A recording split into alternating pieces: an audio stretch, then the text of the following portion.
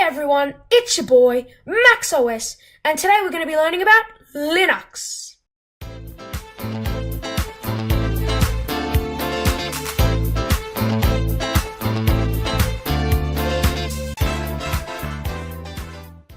Yes, as I said before, today's video is going to be solely dedicated to learning about Linux and its distros, and of course much more. So if you don't know what Linux is or you just want to learn more, this is the perfect video for you. I've also made a video called What is an Operating System? So in that video it tells you what's an operating system, what it does, and just some info about operating systems. So make sure you check that one out, link in the description. Anyway, let's get started with Linux. According to the Wikipedia page, Linux is a family of free and open source software operating systems built around the Linux kernel. Typically, Linux is packaged in a form known as a Linux distribution, or distro for short, and are both used in desktop and server users. So basically what that means is Linux is a family or group of operating systems, and each different operating system in the Linux family is packaged or sent out as a distro or a distribution. So basically what that means is you might have different Linux distributions, different types of Linux that are all based on the main Linux, the kernel, the Linux kernel and that code. So there's all different distributions that are all based on that. So that might be a bit hard to get your head around, but I'll give you some examples that might help you out. So for example, there's an operating system called Ubuntu. Now Ubuntu is based on the Linux kernel or the Linux code, and it is sent out and packaged as a Linux distro. So it's part of the Linux family, but it's not the exact Linux kernel. It's not the exact code. It's a version of it that's sent out as a distribution. So, and there are heaps of these distros of Linux versions. There's ones like Ubuntu that I just mentioned. There's Debian, Raspbian, Puppy, Mint, Fedora. There's heaps. There are literally heaps. And I'll leave a link in the description on a page where you can check out more of those things and a list of all the distros. And trust me, there are heaps. And the good thing about that, about having lots of distributions, is that you can find the one that suits you.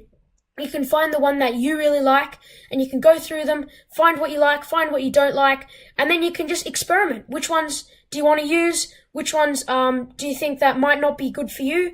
And yeah, it's really fun. I've been doing this a bit recently. I personally like Ubuntu. It's got a great user interface, and I like Raspbian as well. Raspbian's a really good operating system that is designed to be used with the Raspberry Pi machine. But there is a desktop version which I like using.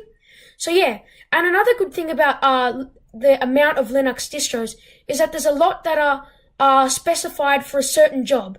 So for example, Raspbian is good for coding because it comes installed with lots of different coding tools like the Python idle and all different things.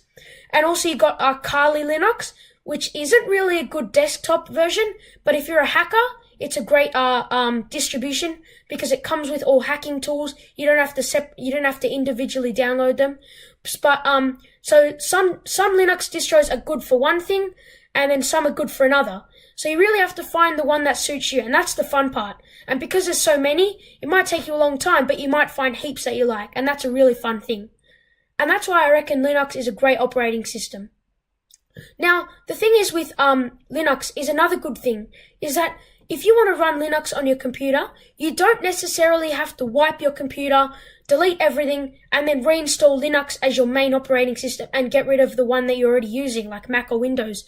There's a special thing that you can do where you put the disk image file that you can download from the internet, and you can put it of a certain distro, you can put it on a USB, and then you can set to boot that every time you switch on your computer. So basically you're booting a operating system from your USB, which is really cool. So I put Raspbian on my USB. So if I want to boot Raspbian, I just have to put in my USB, restart the computer, and then boom, Raspbian's there. It's really fun. And you can also do that with other operating systems from the Linux family, like Ubuntu, Debian.